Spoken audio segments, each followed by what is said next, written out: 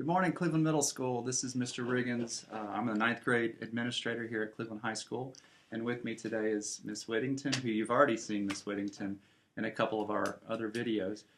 Today we're going to discuss some things that we've heard from 8th grade students and parents and teachers, that concerns that you may have, and we're going to try to hit some of those today. Ms. Whittington, what are some of those concerns?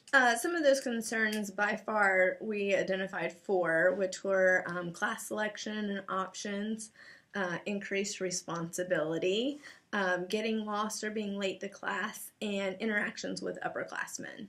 So we're going to address those today. I'm going to address class options.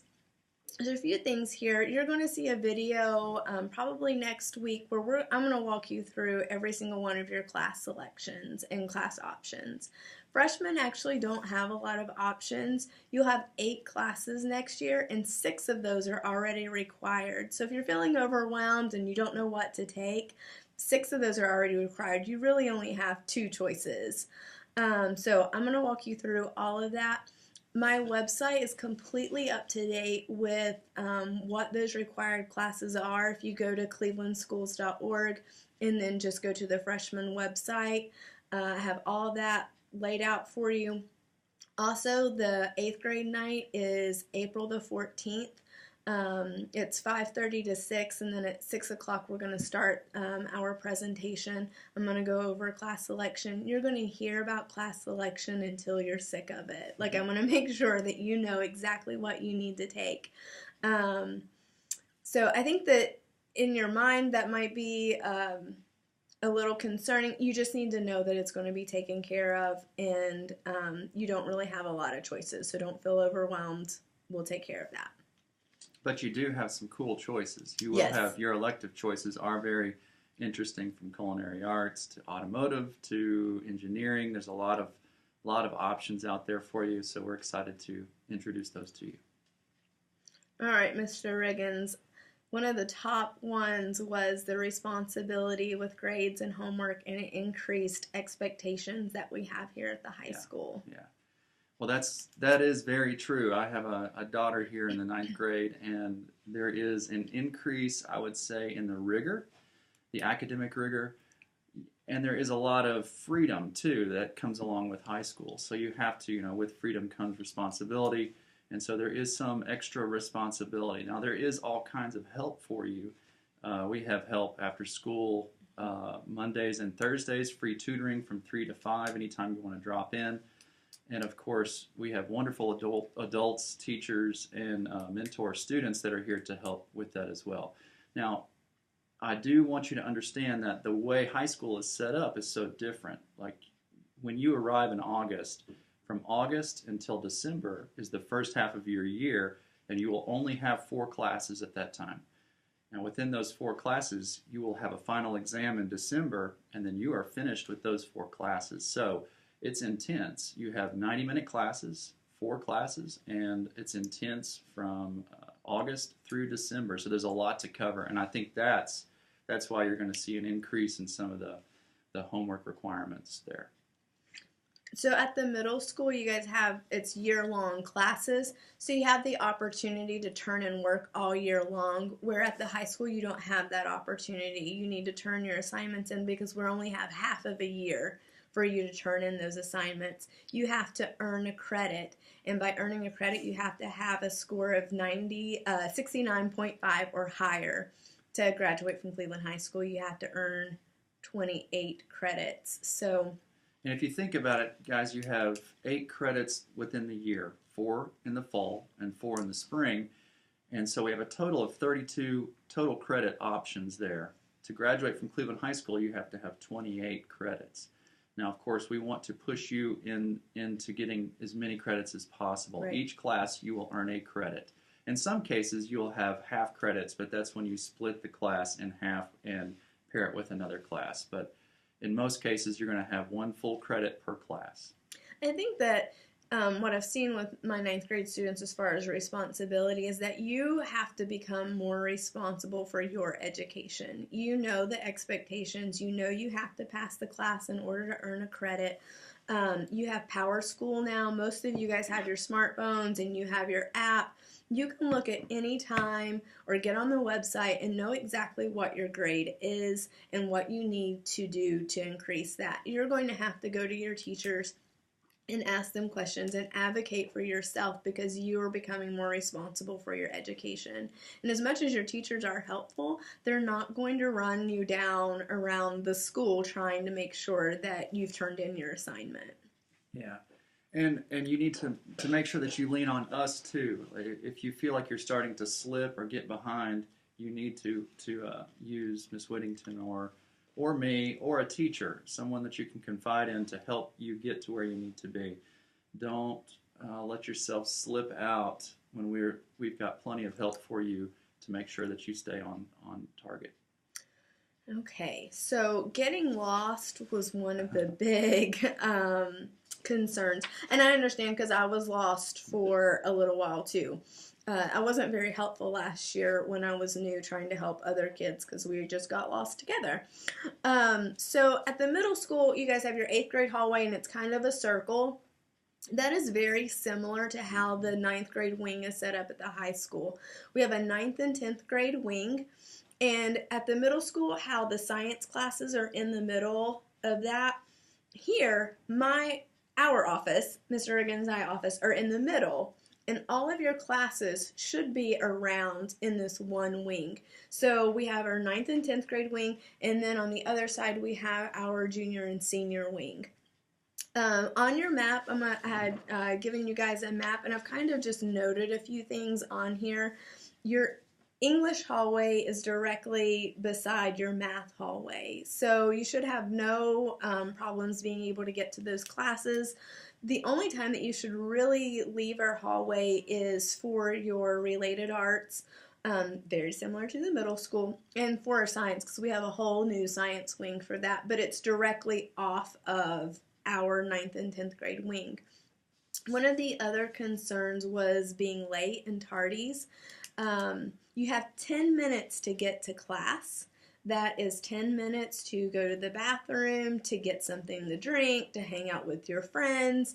So the way that works is we have a dismissal bell. You'll leave class, and at 8 minutes in, you'll get a warning. You have 2 minutes to get to class.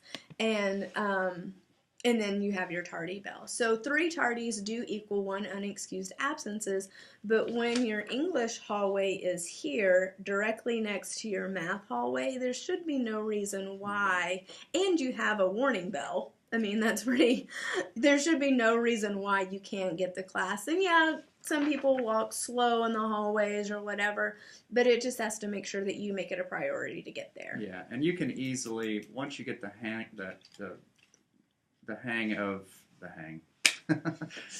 you get a handle on where you are in the building, you can go from one end of the building to the other in 5 minutes. It's an easy walk. You just have to know, and we have maps distributed all over the building, so you can actually check those out. When you get to school, we've got a group of students called the Go-To Crew. They wear bright orange or bright yellow, depending on the year. And they will be there to help you navigate and help you figure out where your classes are. And they'll be there for the first 2 weeks. They're also there for you in the lunchroom to help you navigate through how you go through lunch and how you get your lunch and all that. We have a lot of things in place. Your first day, you'll be spending it with the 2 of us. And we will show you around the building, and it'll be an orientation day. You'll get comfortable there. We also you'll come to visit us here in May, at the end of May, too, as well. And then anytime during the summer, they're open. Mr. Riggins has to work in summer. I don't. But all the principals will be here. You're more than welcome to come by with your family and walk through the building again. It's open for that. Like I said, like Mr. Riggins said, in May, you guys are going to do a tour. We have our parent night, or our 8th grade night in April, that you're more than welcome to kind of walk around. The math hallway has a giant calculator on it. The English hallway has like a big scroll on it. We try to make it as simple as we possibly can to make sure that you don't get lost. Also, just so you know, April 24th is coming up, and that's a Sunday afternoon. It's April 24th at 4 o'clock. We're having the opening ceremony of the Raider Arena. Oh, yeah. If you'd like to come in the building, you could actually tour the entire building facility as you'd like, but also get a glimpse into our new Raider Arena, which we'd love to have you there. It's really really, nice. really cool. All right, Mr. Riggins, the last one, and it was a big one, was the fear of upperclassmen. Well, I would say 9 times out of 10, that is one of the biggest fears for eighth graders coming into the high school.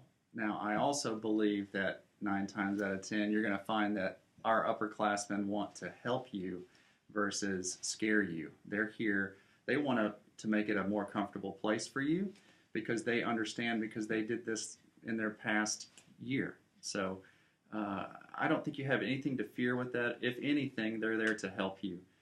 If you're involved in band or choir or sports or anything like that, a lot of those activities meet in the summer, and you're going to meet a lot of upperclassmen there, and a lot of you have brothers and sisters that are already here, so you're going to have connections uh, within the building itself. But I don't think you have anything to fear with upperclassmen. And if someone was picking on you or doing something ridiculous like that, then you need to come let us know and let us take care of that because that's unacceptable. But we have a safe environment. We're excited about you coming to Cleveland High School, and I want you to know that we want you to be a part of something special here, and we look forward to having our 2020 crew here. Yeah. One of the other things that was mentioned was would they have classes with upperclassmen? Would they have class with them? Yes, in some cases you will with your elective classes mostly. On occasion, maybe a science class this next year, but then after that, your English, your math classes, your core classes, your wellness classes, all those will be with just freshmen. On occasion, you'll have an upperclassman in there if they've missed something or they've moved in and they needed something, needed an extra credit. But beyond that, you're pretty much going to be with the 2020 crew. Your elective classes, band, you're going to have every kid, freshman through senior. And you'll have that with any of your CTE courses. You'll have some connections with upperclassmen. But majority of the time, you will be with just the ninth grade. All right, kiddos, I hope that answers some of your questions. I think the biggest question was still about class selection. I have a video that you guys are going to watch on that, and we're going to make some mock schedules, some little sample schedules, kind of give you an idea of my line of thinking whenever I'm making those schedules. Important dates to remember is definitely April the 14th. Even if you've had older siblings coming through the high school and you feel like you've got a good grasp on it, we have a lot of things that have changed. From 5:30 to 6, we will have all the classes set up in the Commons area, so you'll be able to talk to those teachers, decide which CTE classes you want to take. The leadership team will be there. Also, for our student athletes, the NCAA Clearinghouse will be there to answer your questions if you would like to be interested in playing sports in college, because a lot of that has to do with the classes that you select in high school. So it's going to be a good time. From 5:30 to 6, those booths will be open. At 6 o'clock, we'll start our presentation about class selection and expectations and what's going to happen. So that's for parents and for students. Also, if you want to watch this video or any of the other videos, you can go to my website and it links directly to my YouTube site. So we're excited. I hope that you guys are too. We're going to be over there very shortly in just a few weeks to do class selection, and we'll answer more of your questions at that time. Yeah, looking forward to seeing you on the 14th, and also, what is it, the 18th and the 19th? Yep, the 18th and the 19th. And the 19th. We will be at Cleveland Middle School to help you select classes. All right, so here's my saying. Work hard, get smart, and be extremely nice.